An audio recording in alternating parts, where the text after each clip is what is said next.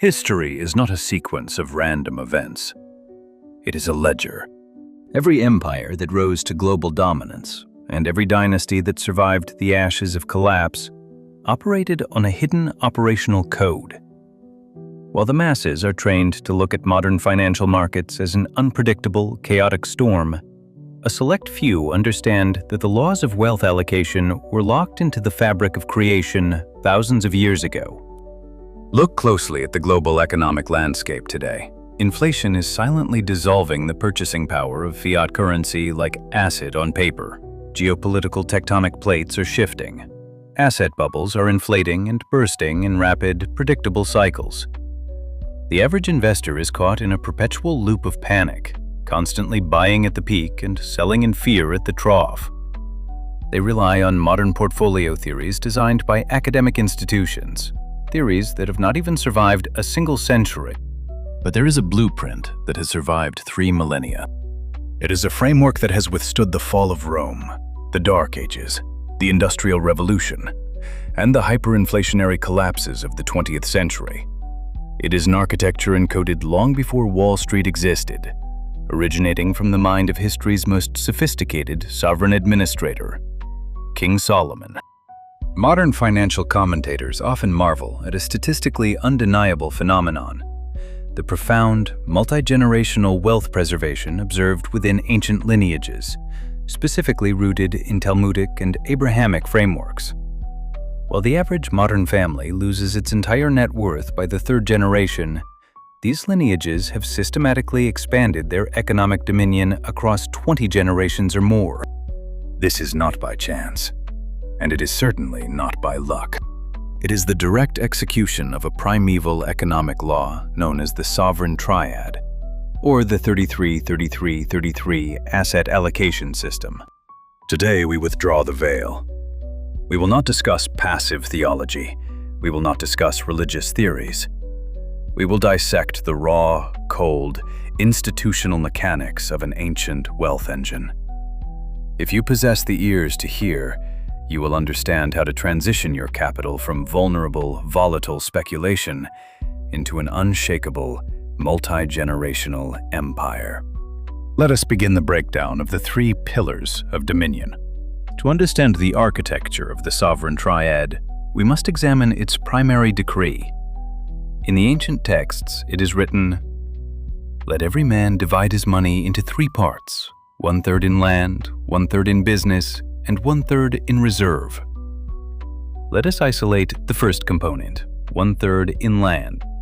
In modern financial terminology, we call this illiquid real assets. The masses look at real estate as merely a vehicle for monthly rental income or speculative flipping. This is a short-sighted, peasant mindset. The ancient blueprint views land through the lens of territorial sovereignty. Think of land not as a house on a suburban street, but as a deep, unyielding anchor. Imagine a massive iron anchor dropped from a ship into the bedrock of the ocean floor. The storm above may rage, the surface waves may toss the ship violently from side to side, but the anchor does not move. It holds the ship in place, preventing it from drifting into the jagged rocks. That is what land represents in a sovereign portfolio. It is an anti-inflationary hedge that cannot be deleted by a keystroke from a central bank. It cannot be inflated out of existence by printing more paper currency. There is a finite amount of physical matter on this planet. When you own the physical earth, you own an asset class with 0 counterparty risk. The ancient kings did not measure their power by how much paper debt they held from foreign nations. They measured their power by the borders of their dominion. They understood that land provides a unique psychological and structural stability.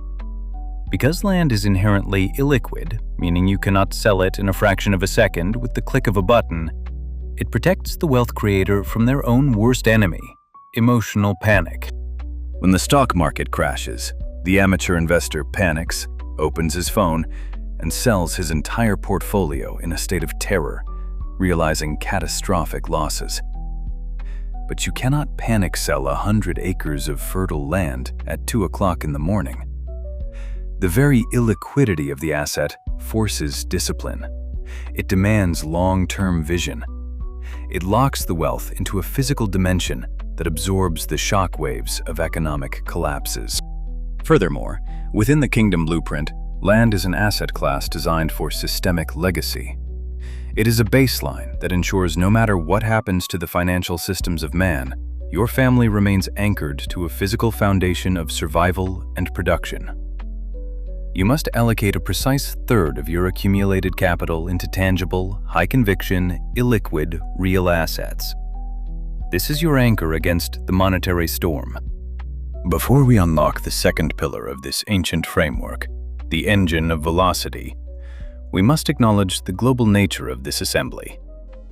The blueprint of dominion transcends borders, and the wealth of the righteous must be established across every corner of the earth. As we speak these words, an elite remnant is listening from different territories, cultures, and jurisdictions. Take a moment right now and state clearly in the comments below the specific city or nation from which you are watching this documentary. We review these coordinates systematically. We intend to keep your specific region, your business ecosystem, and your lineage in our deliberate thoughts and prayers, petitioning for your structural protection, your economic expansion, and your ultimate financial sovereignty amidst the global shaking. Let us observe where the sovereign remnant resides as we move deeper into the blueprint. With your anchor firmly dropped into the bedrock of illiquid land, we now turn to the second component of the triad. 1/3 in business. In institutional terms, this is the allocation toward high-velocity, productive capital. If land is the immovable anchor, business is the massive, roaring engine of the ship. An anchor keeps you from sinking, but an engine creates the kinetic energy required to propel you across the ocean to conquer new territories. The ancient texts call this trading, investing, or cultivating the field. Why did King Solomon place an entire third of his net worth into commercial ventures, maritime trade fleets, and infrastructure? Because he understood the law of asymmetric compounding velocity. Let us simplify this concept using a basic mechanical metaphor. Imagine a water wheel positioned in a rapidly flowing river. The water represents the marketplace, the infinite needs, desires, and problems of humanity. The water wheel itself represents a business entity. As long as the river flows, the wheel spins, and as the wheel spins, it generates continuous, automated mechanical power that can grind grain, generate electricity, or run an entire factory. A business is nothing more than a structured vehicle designed to solve problems for profit. It is the only asset class capable of generating exponential cash flow. While land slowly appreciates over decades, a highly optimized business can double, triple, or quadruple its output in a matter of months based on sheer execution and market demand. The elite do not park all their wealth in passive accounts waiting for a 7% annual return from an index fund. They understand that true dominion requires active commercial engagement. You must either build, own, or invest heavily in private enterprises that control distribution, produce essential goods, or provide irreplaceable services. Notice the strategic balance built into this system. If you put all your money into land, you become asset-rich but cash-poor, unable to capitalize on sudden market opportunities because your wealth is locked in stone. But if you put all your money into business, your risk profile becomes dangerously high. A sudden shift in technology or market competition could wipe out your enterprise overnight. By binding land and business together in equal proportions, you achieve perfect equilibrium. The business funds the acquisition of more land, and the land provides an unshakable safety net that ensures you against business failure. You are simultaneously aggressive and defensive. You are moving with maximum velocity while anchored in absolute security. This architecture is not distributed to the masses. It is deliberately concealed behind layers of noise and consumer distractions.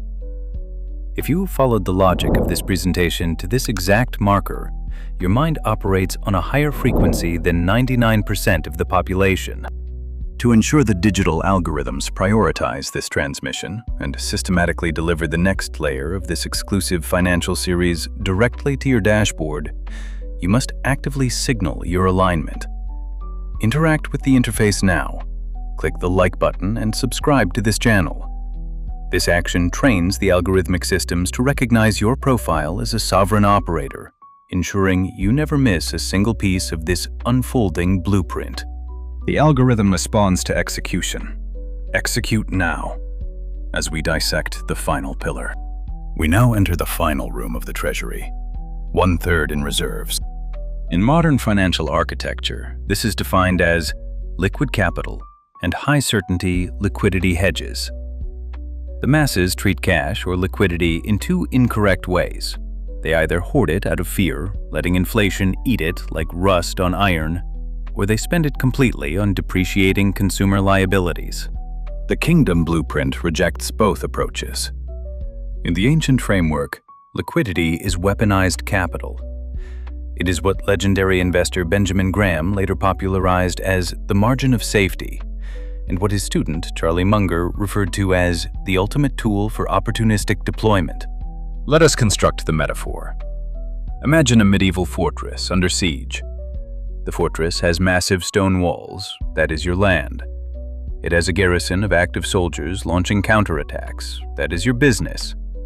But deep inside the castle, there is a secured storehouse filled with pure, clean water and non-perishable grain. This storehouse is your reserve. It is not there to look pretty. It is there so that when a severe drought hits the land or when an enemy cuts off the supply lines, the fortress can survive indefinitely without surrendering. But the reserve has a second, more aggressive purpose. Imagine that outside the fortress walls, a massive famine occurs, and neighboring properties fall into total economic ruin. The owners of those assets are desperate. They need immediate relief. Because you possess the locked reserves of liquid capital, you can step out of your fortress during the crisis and acquire prime assets, businesses, and resources for pennies on the dollar. Liquidity is not meant to sit idle forever. It is meant to provide optionality. When the economic cycle hits a winter phase, when interest rates skyrocket, banks freeze lending, and asset prices plummet in a systemic margin call, the man with no reserves is forced to sell his assets at a massive loss just to survive. He becomes a slave to his creditors. But the sovereign operator, who holds a strict 33% of his net worth in liquid, secure reserves, becomes the ultimate buyer of last resort. During a crisis, cash is not just king, it is an absolute ruler. King Solomon's treasury maintained an immense reserve of physical gold and liquid silver. This was not passive hoarding, it was a geopolitical stabilization fund. It meant that no matter what foreign army mobilized or what agricultural blight occurred, the crown possessed the immediate financial velocity to solve the problem instantly. Look at the mathematical genius of this threefold chord. If the stock and business markets crash, your business third takes a hit, but your land holds firm, and your liquid reserves instantly double in buying power, allowing you to buy up your competitors. If a hyperinflationary event occurs, your liquid cash loses value, but your land skyrockets in paper price, and your business adjusts its pricing daily to match the inflation, protecting your purchasing power completely. The three pillars form a perfect, closed-loop ecosystem. They balance each other, they protect each other, they compound each other. It is an economic fortress that cannot be breached by any market condition devised by man. You have now been granted access to the underlying mathematics of multi-generational dominion. The 33/33/33 system is not a mere recommendation. It is an absolute protocol for those who refuse to participate in the financial fragility of the modern world. The masses will continue to gamble their capital on volatile digital trends, speculative options, and fragile institutional instruments that can be frozen or erased overnight. They will remain trapped in the cycle of anxiety, forever dependent on the next market report or the next decision of a centralized banking committee. But you have seen the ancient ledger. You understand that true wealth is institutional. It requires the immovable weight of land, the driving velocity of business, and the tactical optionality of a deep, liquid reserve. This is the blueprint of kingdom sovereignty. It is the framework that turns entrepreneurs into builders of legacy and investors into rulers of generational domains. The information has been delivered. The veil has been removed. Now the burden of execution falls entirely upon your shoulders. No one is coming to save your estate. No institution is going to build your legacy for you. You must take control of the allocation. You must restructure your capital. You must enforce the protocol within your own house. I close this transmission with a direct command.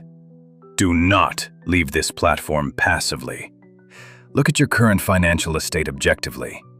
Analyze where your capital is currently deployed. Answer this single question clearly in the comments below. Which of the three ancient pillars is currently the weakest link in your financial architecture? Your land, your business, or your reserves? And what specific institutional move will you make the week to correct the imbalance? State your answer with precision. Execute the transition. The system is watching. Dominion is earned.